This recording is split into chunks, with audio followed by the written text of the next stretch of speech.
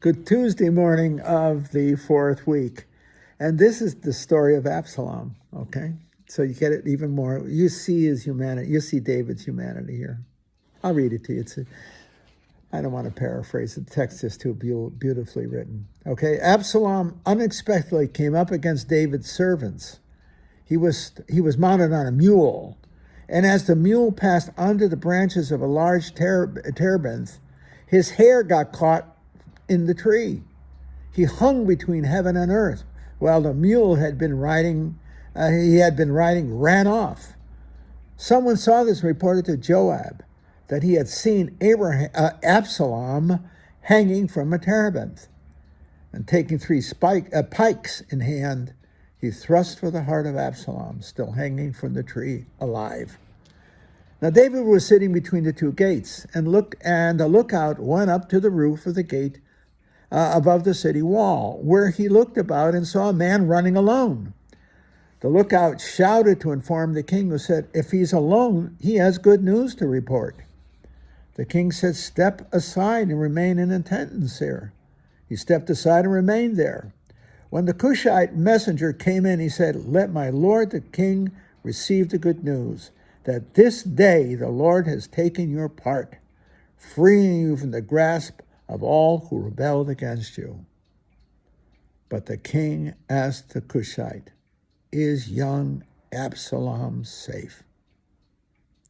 The Cushite replied, "May the enemies of my lord the king and all who rebel against you with evil intent be as that young man." The king was shaken and went up to the room over the city gate to weep. He said as he wept, "My son Absalom, my son Absalom, if only I had died instead of you. Absalom, my son, my son." Joab was told that the king was weeping and mourning for Absalom, and that day's victory was turned into mourning for the whole army when they heard that the king was grieving for his son. Isn't that something? It seems so absolutely natural, but you got to remember that Absalom's trying to kill him. This is something. But there, see, David's heart is always right. He wanted no harm to come to his son, none. Even though his son not only was cursing him in the sense of becoming his enemy, but he also was trying to kill the old man. He was trying to kill his father. And yet when he himself is killed, when Absalom is killed, David grieves profoundly. It was his son. See? Hopefully none of us have any kind of remote experiences like that. But the point is, David has such a profoundly beautiful heart. He loves his son, even when his son is so rebellious against him. It's tough to love a kid like that, and yet David does. Maybe I'm thinking, and it just flashed through my head just now, how many times, sadly, so sadly, our children not only disappoint us, but often turn on us, turn on their parents, turn on their family. It's rare, but it isn't all that rare. Especially I've seen it myself under sibling rivalries. You see that, where the children grow up reasonably happy together as children. Everything's got an edge to it. But then, for whatever reasons, they turn against each other, and the parents are stuck trying to hold it all together, and they can't.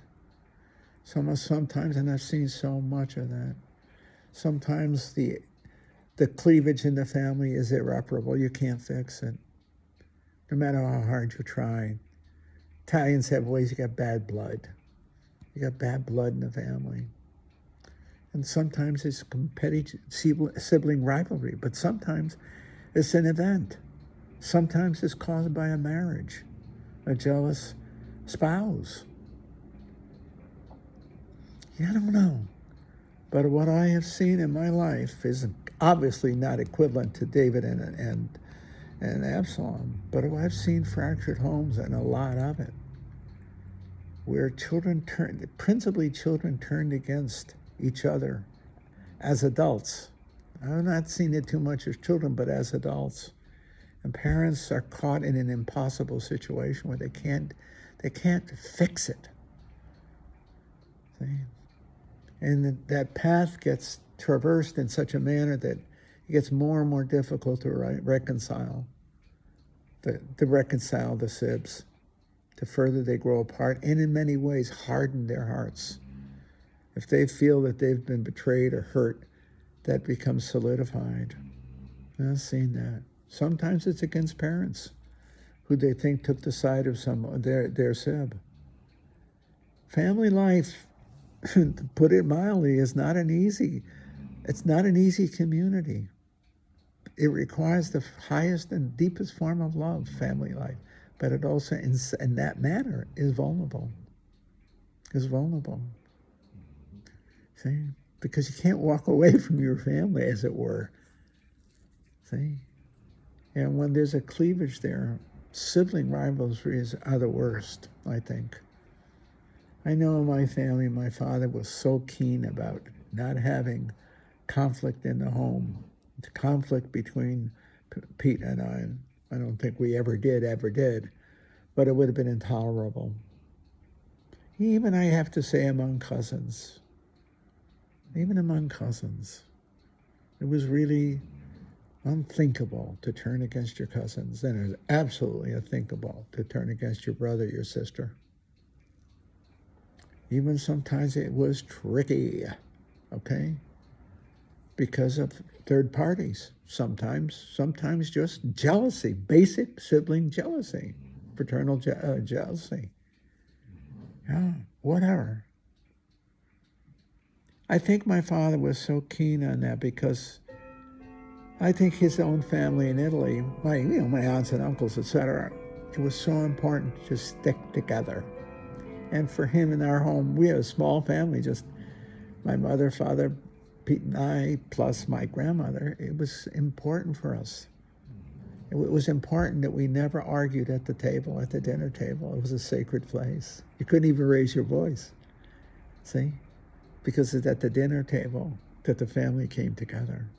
Isn't that interesting? I think I've probably told you that a million times already, but you couldn't.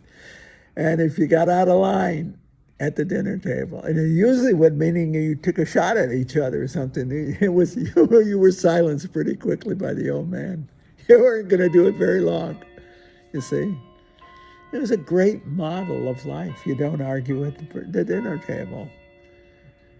I remember, oh Lord, there were some incidences where I remember one, I think. It wasn't between my brother and I, it was something, but when my father said, if you want to argue, you argue after dinner, or before or after dinner, but not at the table. I forgot what it was. It was something, my memory is shot now, but it was, you don't argue at the table. You don't go, the table is sacred. Think of the Eucharist. The table is sacred. You don't fight at Mass. You can fight before, you can fight after, but not at Mass. See? Yeah. Yeah, it's just, my old man had that kind of wisdom. It wasn't street wisdom, it was deeper family wisdom. And that's what you have here. The sadness of Absalom, the horror. They turn against his father. And yet when he is killed, the father weeps powerfully. David is brokenhearted at the death of his son. I think David knew what it was to eat at the table with your family, and hence the betrayal must have been devastating. And yet, he had a compassionate heart.